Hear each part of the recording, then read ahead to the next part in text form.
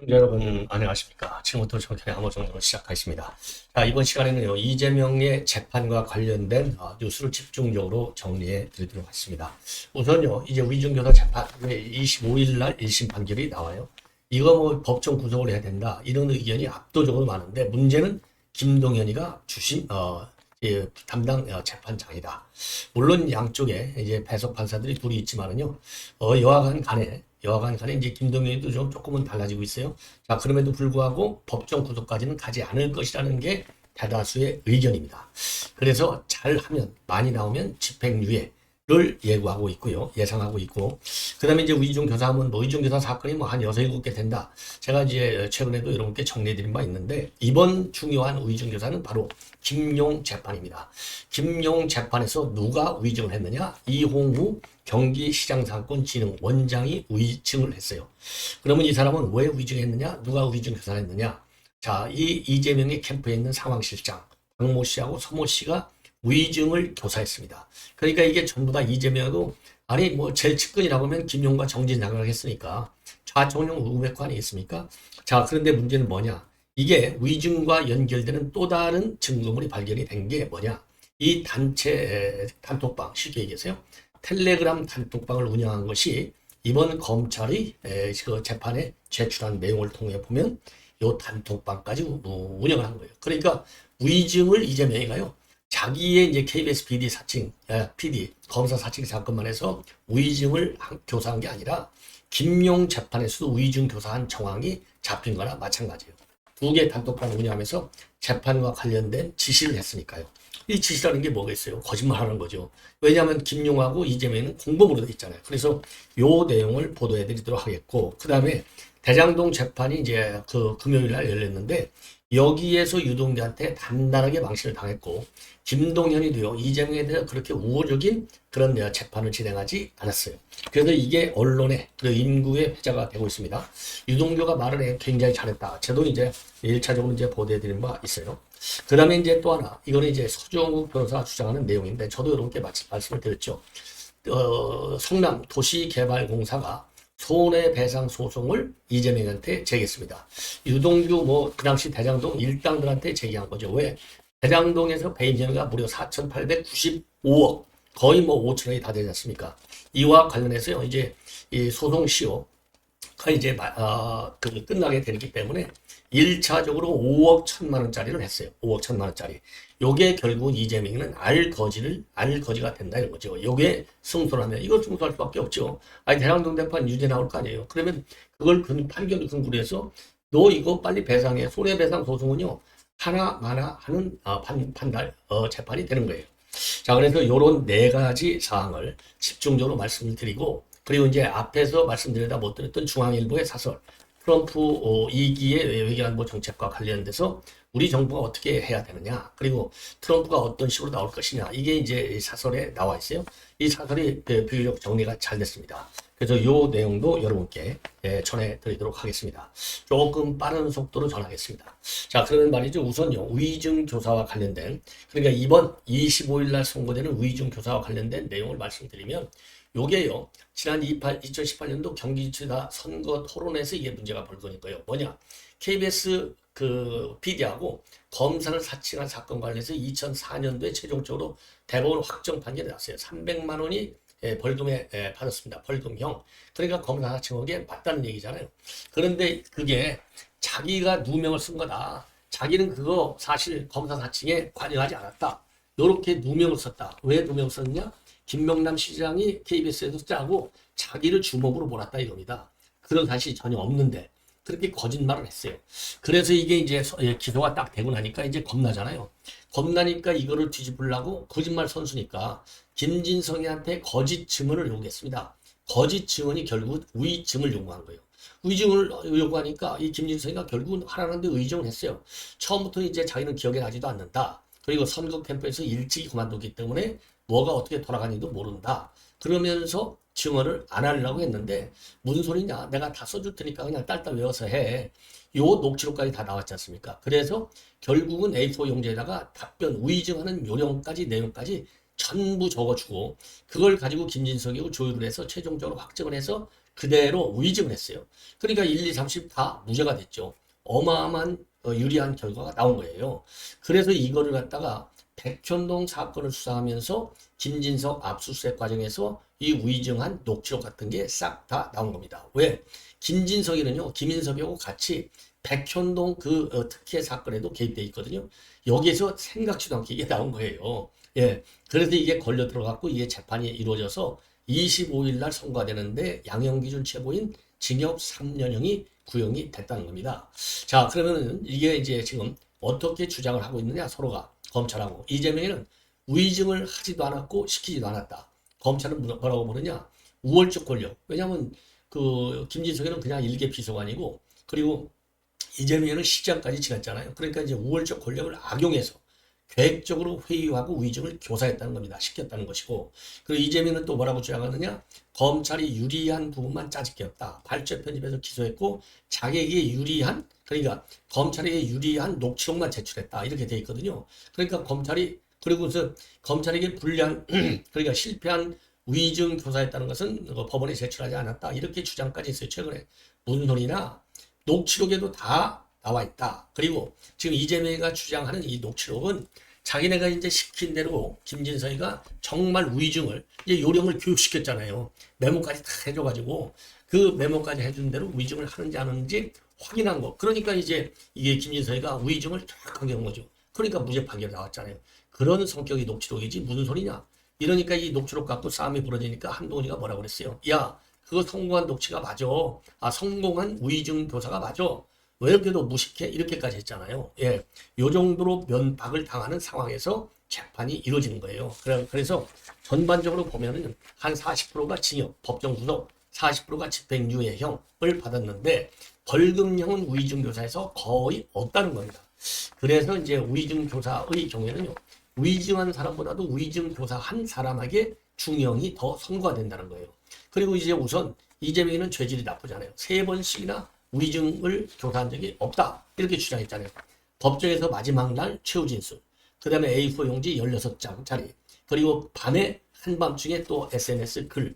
예, 요렇게 3번씩이나 할 정도로 죄질이 아주 나빠요. 그러니까 이거는 중형이 선고되어야 하는 그런 그 중요한 사안이다. 이렇게 보는 것이 법조계의 전반적 시각이다. 그럼에도 불구하고 유창훈이하고 비슷하게 요게 또 당 대표 어쩌고저쩌고 하면서 법정 구속까지는 가지 않을 그야말로 실형까지는 아니고 집행유예로 갈 가능성이 크다. 요렇게 나와 있습니다. 그 다음에는요, 이 김용과 관련해서 여러분들께 뭐 이거 전부 다 여러분들께서는 뭐 누차 여기저기서 많이 들으셨을 거예요. 김용과 관련해서 김용의 재판은 뭐냐? 8억 4,700만 원의 정치 자금하고 뇌물을 받아먹었다. 유동규를 통해서 이거 아니에요? 그래서 이게 이제 핵심인데 그게 아니야. 내가 유동규한테 돈 받았다고 검찰이 주장하는 시간에는 나는 이홍우 경기상권 시장상권진흥원장 사무실에 있었어. 이 알리바이를 주장했잖아요. 그래서 그대로 법원에 가서 진술했어요. 누가? 이홍우가. 왜 그랬느냐? 그렇게 위증하도록 그러니까 이 김용의 변호인 측에서 지금 이제 회유 압박을 한 겁니다. 이 이용한테. 그러면서 이용 핸드폰에 들어가 있는 캘린더, 그 약속 일정 이것까지 전부 합성해가지고 가짜로 꾸며놨어요. 이 정도로 철저하게 이용호가 위증을 했는데 요것도 검찰에서 관련 자료를 다 입수하는 바람에 위증이 걸려들었어요. 예, 위증이. 그래서 이제 지금 이제 그 구글에 타임라인까지 전부 포렌식 하고 있는 상황이 아니겠습니까?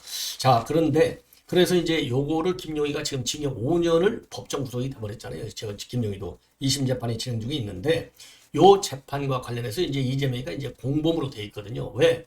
이재명이 선거자금으로 썼다 이렇게 돼 있거든요. 이재명의 선거자금. 예. 자, 그래서 요게 이제 공범으로 돼 있으니까 지가 변호사니까 자기도 요 이제 변호사하고 또 전현직 기자들 그리고 친좌파 매체들 유튜버들 여기에 거기에 이제 단톡방에 다 이런 인간들이 싹 들어가 있어요. 여기에서 재판 진행 사항을 전부 모니터하고 지시하고 조정하고 자 이렇게까지 개입을 하는 겁니다. 그러니까 위증하도록 또 김용 텔레그램에서도 한 거예요. 이거 매우 중대한 사건이다. 그래서 지금 이제 우리 이제 이 법조계에서 언론계에서도 이거 이재명의 위증 요 김용 재판과 관련해서 단톡방을 운영한 것도 지금 이제 소송을 그러니까 이제 수사를 해야 될 것이 아니냐 이런 주장이 지금 제기되고 있는 상황입니다. 자, 그래서 여기에는요 우선요 그 변호사 김용으로 이제 텔레그램방이 되어 있고 하나는 골드 드래곤이라고 되어 있는 드래곤 2 요 두 개의 단톡방을 운영했다는 거예요. 여기서 일일이 지시를 했다는 겁니다. 이거는 언제부터 했느냐? 작년도 4월 달부터 요 두 개의 단톡방을 운영을 했어요. 자, 그런데 이 운영을 한 변호사, 그 변호사가 지금 이상호 변호사로 지금 알려져 있습니다. 예. 자, 그래서 요거가 이제 또 하나의 이재명의 새로운 이제 위증 교사가 되는 겁니다. 여기에서 이재명이가 한 그 내용을 보면 위증을 시키고 이제 위증을 시켰다라고 명시적으로는 없지만 결국 위증을 요구하는 거, 무죄를 주장해야 되니까 거짓말을 주장하는 것이죠. 자, 그래서 김용의 재판 증거 기록을 사진으로 찍어 보내고 유동규의 텔레그램, 페이스타임, 통화 기록을 검찰에 확보했다. 돈을 주려면 여기 김용이하고 유동규 간의 통화 기록이 당연히 있어야 되는데 이거 확인해 볼 수 있겠느냐 이렇게 물어요. 그러니까 이 김용 변호인이 검찰이 일부러 두 사람 사이에 통화 기록을 제출하지 않고 있다 이렇게 얘기하고 이재명은 그 얘기를 듣고 나서 확보했을 만한 개연성만 소명돼도 참 좋겠다. 압수된 전화기 내역하고 통신 기록 조회 시점만 밝힐 수 있어도 좋겠다. 이렇게 변론 전략을 제시합니다. 그러니까 이제 거기에 따라서 변호인이 그 부분에 초점을 두고서 검토해 보겠다. 이렇게 지금 대답을 해요. 그리고 이거는 이제 작년 4월 10일자고 그 다음에 4월 14일자에는 유동규가 타고 온 차종과 거리 상황을 확인해 봤냐. 그러니까 이제 변호인이 법정에서 수차례 추궁했는데 차종은 기억나지 않는다. 이렇게 얘기를 하는 겁니다. 자, 그래서 이제 검찰에서도 그리고 법조계에서도 언론계에서도 이게 김용 재판 증거기를 확보해서 이재명이가 검토해 이거는 적절치 않다. 예. 요렇게 지금 밝히고 있어요. 예, 그래서 요거가 중요한 또 다른 하나의 위증 교사 사건이 될 수 있기 때문에 요것도 시민단체 여러분들께서 고발하십시오. 그래서 빠르게 이재명의 재판 하나를 이 구속수사건을 하나 더 만들어야 될 것이 아니냐. 예, 이렇게 판단이 되고요. 그 다음에 이제 대장동 재판과 관련해서 이게 어제 있었던 건데요. 완전히 그 이재명이가 아주 폭삭 망한 거가 되는 거예요. 예. 자, 왜 그랬느냐? 우선요, 유동규가 대답을 어마어마하게 잘했어요. 유동규가. 자, 그래서 이제 한마디로 얘기해서 유동규가 뭐라 했냐? 가림막을 설치해달라라고 했습니다. 가림막. 하여튼 굉장히 기분이 나쁘다. 예, 굉장히 기분이 나쁘고 불쾌하다.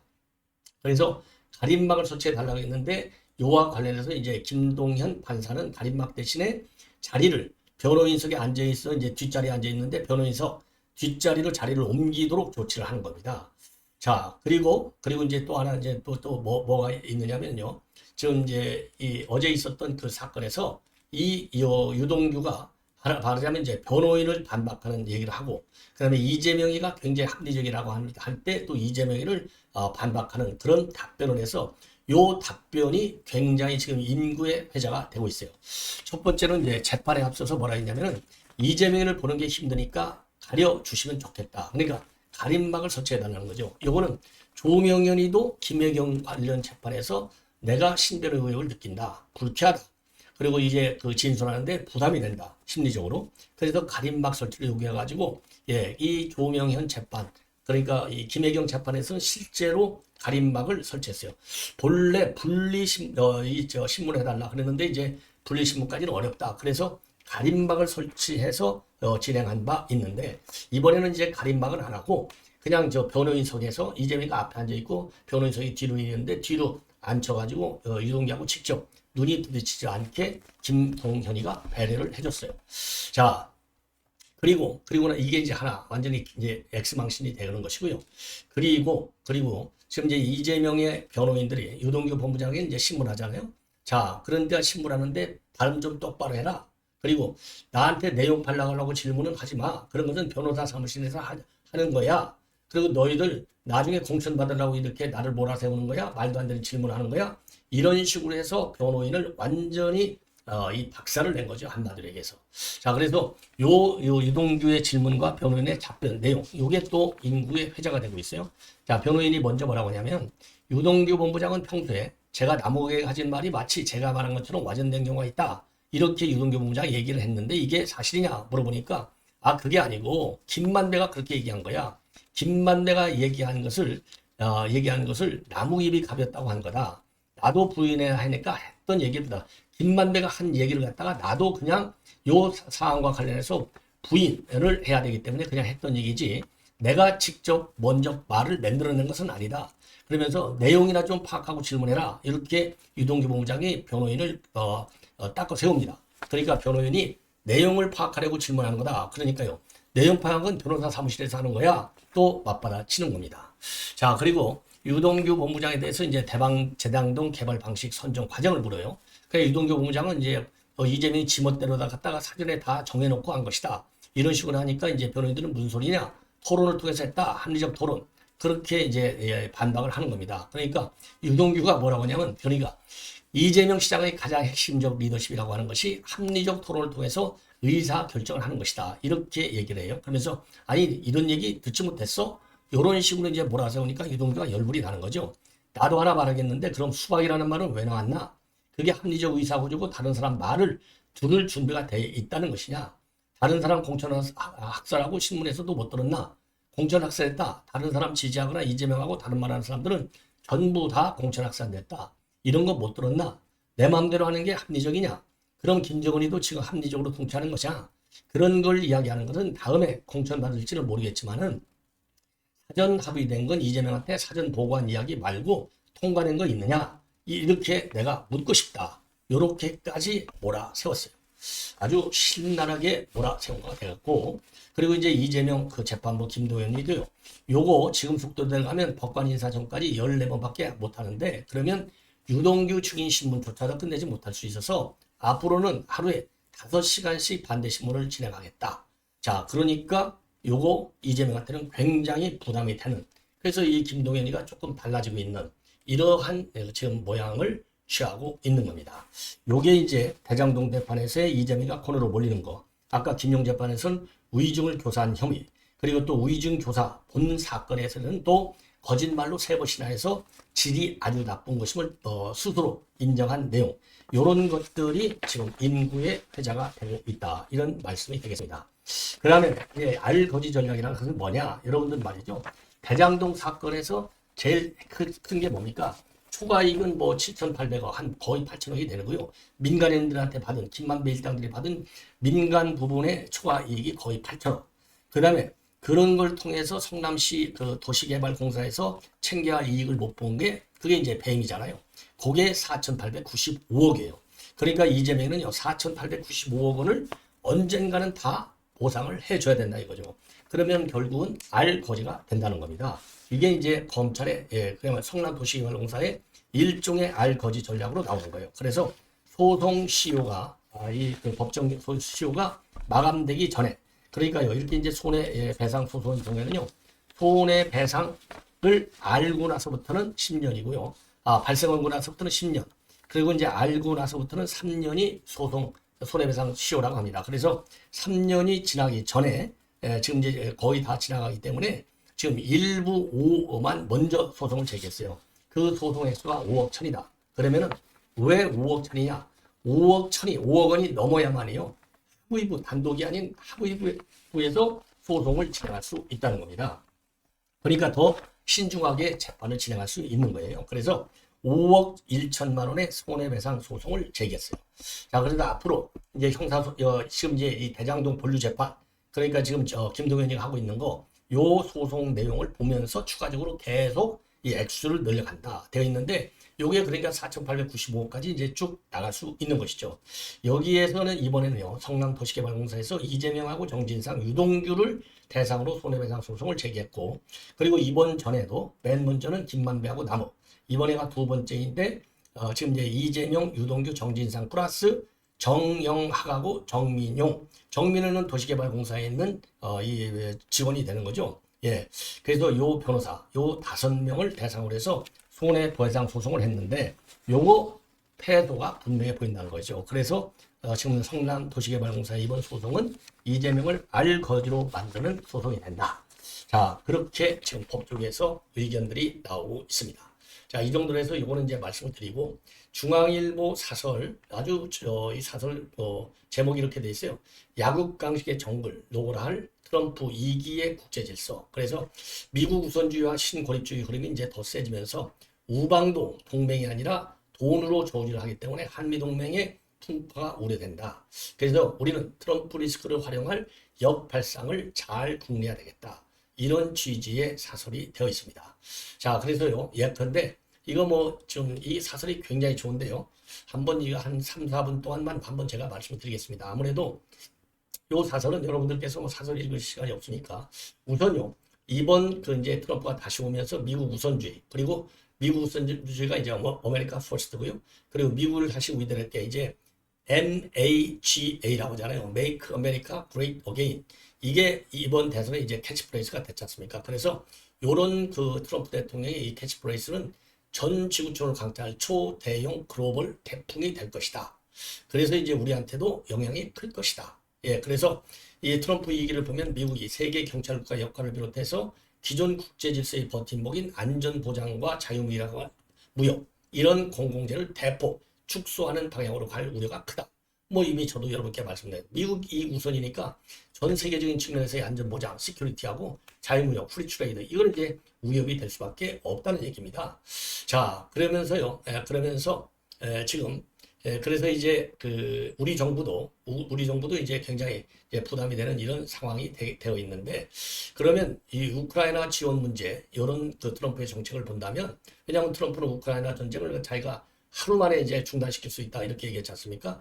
그래서 윤석열 정부가 우크라이나 지원 카드를 신중하게 다뤄야 된다는 것이죠. 왜냐? 지금 이제 이 트럼프가 이제 신고립주의를 추진하기 때문에 나토에 대한 미국의 안보 공약이 약해지고 나토 회원국들이 방위비 부담이 더 커질 수 있다는 거예요. 그래서 동맹을 경시하고 돈으로 저울질하는 트럼프의 태도 때문에 한미 동맹에도 풍파가 우려되고 핵으로 무장한 북한하고 미국의 핵군축 직거래는 우리에게 악몽이 될 수 있다. 자, 그래서 지금 이제 80년대부터 시작된 신자유주의의 가장 큰 특징이 뭐냐? 프리 트레이드 어그리먼트죠. 자유무역 협정. 그다음에 WTO 세계 무역기구 체제인데 요것도 잘못하면 이제 흔들릴 우려가 있다는 겁니다. 자, 그래 왜 그러냐? 미중 패권 경쟁이 더 치열해지고 공급망 재편이 이제 진행되고 있는 와중이기 때문에 아메리카 퍼스트 때문에 자유무역이 퇴조하고 보호무역 흐름이 득세할 수 있다. 저도 이제 이거를 여러분께 지적한 바 있어요. 그래서 지금 이제 2기 행정부가 1기 때보다도 더 위험한 상황이 된다는 겁니다. 그래서요. 그렇지만은 미국의 이익을 앞세운 신고립주의하고 보호무역 기조를 당분간 피할 수 없다면 최대한 이거를 활용하는 쪽으로 발상을 전환을 해야 된다. 그래서 거래를 중시하는 트럼프의 특성을 고려한다면 잘 봐달라고 하는 읍소 작전은 하책이다. 미국에 어떤 이익을 주고 어떤 긍정 역할을 할 수 있는지 구체적이고 분명한 카드를 제시하고 설득하는 자세가 더 유용할 것이다. 예컨대 트럼프 당선인이 윤 대통령과의 통화에서 미국의 조선업은 한국의 돈과 협력이 필요하다 이렇게 얘기했는데, 미군의 해군 전함 219척은 중국 243척보다는 수적으로 열세이고 조선업 기반은 이미 무너졌다. 그래서 트럼프가 꼭 찍어 언급한 한국 조선업의 선박 MRO 보수 수위 장비 역량은 트럼프 이기에서 한국이 기여할 여지가 굉장히 큰 분야다. 이처럼 트럼프와 이너서클의 귀를 잡고 마음을 얻을 수 있다면 트럼프 이기가 가져올 위기는 얼마든지 기회로 바뀔 수 있다. 이런 전망을 하고 있어요. 이 얘기는요, 저도 뭐 이런 생각이 들어요. 그러니까 지금 이제 미국에 이 MR로 3만 하더라도 이게 뭐 연 20조 정도 된다는 거 아니겠습니까? 어마어마한 돈이죠. 그러니까 요거를 우리가 이제 받아내기 위해서는 트럼프 대통령이 이렇게 적극적으로 나오고 있으니 우리도 뭔가를 트럼프한테 줘야 될 거 아니냐. 왜? 미국이 우선주의니까 미국의 이 국익에도 이익이 되는 그런 모습을 우리가 보여줘야 된다. 그러려면 뭐냐? 예컨대 이 분담금 우리가 몇천억 더 줘라 이겁니다. 우리가 몇천억 더 주면 트럼프 대통령이 우리 시비하지 않을 것 아니냐. 그리고 이런 그 군수 분야, 선박 군수 분야에서 우리에게 더 적극적으로 매달릴 것 아니냐. 그러면 거기서 따오는 돈이 20조나 되는데 재료 다 따오면 그게 돈 몇천억 더 주는 것보다도 100배, 만배 이익이다. 그래서 줄 거는 화끈하게 주고 대신에 받아낼 걸 화끈하게 우리가 경쟁력 부분에서 우위인 분야 요거를 찾아내면 기브앤테이크에도 맞고 트럼프 이 마음에도 또 들게 하고, 그래서 이게 바로 실익이 있는 그야말로 국익 중심의 외교가 아니냐. 이런 또 입장이 지금 또 이 전문가들 사이에서 제기되고 있어요. 예, 그래서 그런 지적을 여러분께 해드리는 겁니다. 시청자 여러분, 이것으로 본 방송을 마치겠습니다. 대단히 고맙습니다.